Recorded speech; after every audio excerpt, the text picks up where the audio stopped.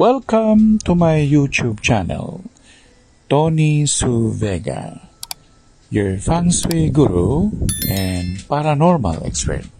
Daigdig ng mga panaginip, the dream world. Itlog.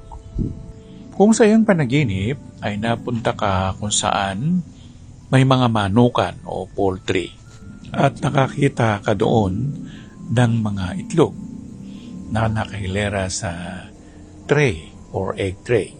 Magandang ibig sabihin yan, ang ibig sabihin na iipon ang iyong kayamanan o makakaipong ka ng sapat na pera para sa ikabubuhay mo. Kung ang itlog naman ay mismong sapuitan ng manok o sapuitan ng nangingitlog mo ito nakita, nangangahulugan ito na matatagpuan mo ang tamang kabuhayan, trabaho o negosyo na maaaring magbigay sa iyo ng financial independence. At kung ang nakita mo naman ay ang itlog na maliliit, ang ibig sabihin may mga tsansa pa rin pero hindi gasinong malaki. Kung halimbawa na naginip ka na scramble yung egg at itinagay mo ito sa kawali, ang ibig sabihin niyan makakadiscover ka ng negosyo o hanapbuhay na magiging pangmatagalan mong panggagalingan ng iyong ikabubuhay.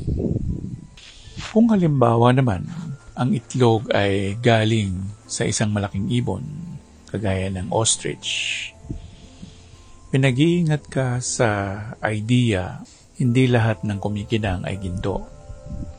So nagpakitang gilas, nakita mong malaki, baka naman hindi. Kung nakapanaginip ka naman ng isang mama ay sumisigaw ng balot, balot, balot, at ikaw ay pinagbilhan nito, may lalapit sa iyong tao at hingin siya ng tulong at dapat mo itong tulungan kasi yun ang magdadala sa iyo ng magandang kapalaran sa hinaharap.